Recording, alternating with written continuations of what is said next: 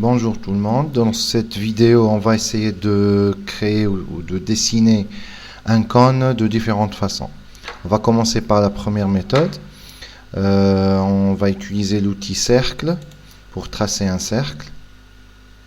Voilà. Par la suite, on va utiliser l'outil pousser-tirer afin de créer une sorte de cylindre. Et ensuite, on va donc utiliser l'outil déplacer et on va se positionner sur l'extrémité du centre là, donc, afin de...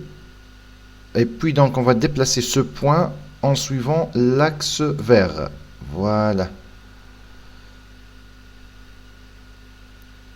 Voilà.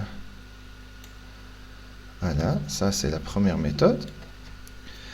Concernant la deuxième méthode, donc on va tracer un cercle.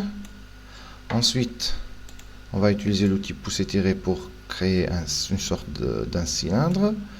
Par la suite, on va sélectionner le contour du cercle de la face haut. Ensuite, on clique avec le bouton droit sur Information sur l'entité. Et là, donc, on peut modifier la valeur du rayon. La mesure, c'est en mètres. Je mettrai par exemple 0,001 mètre. Voilà. Si je tape Entrée, donc nous avons le cône qui a été dessiné. Troisième méthode, elle consiste à tracer un cercle. Voilà.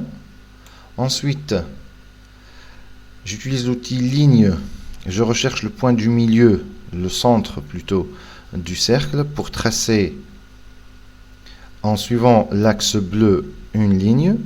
Ensuite, une deuxième ligne qui relie l'extrémité du haut avec le contour du cercle. Et ensuite, une dernière ligne qui relie donc les deux extrémités du bas de la ligne. Comme ça, donc, on aura une face sous forme d'un triangle qui a été dessiné. Voilà. Comme vous voyez bien là. Elle est bien droite. Maintenant, donc, on va utiliser l'outil Suivez-moi.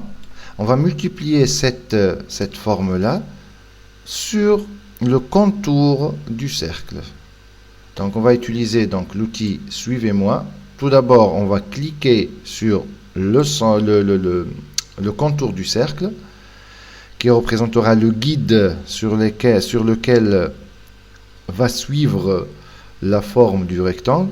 Et ensuite, on clique sur l'outil Suivez-moi et je clique sur la forme triangle et on aura le cône dessiné. La dernière méthode, c'est en utilisant l'outil échelle. Là, je trace un cercle. J'utilise l'outil pousser-tirer. Ensuite, j'utilise l'outil échelle et je sélectionne la face du haut. Et là,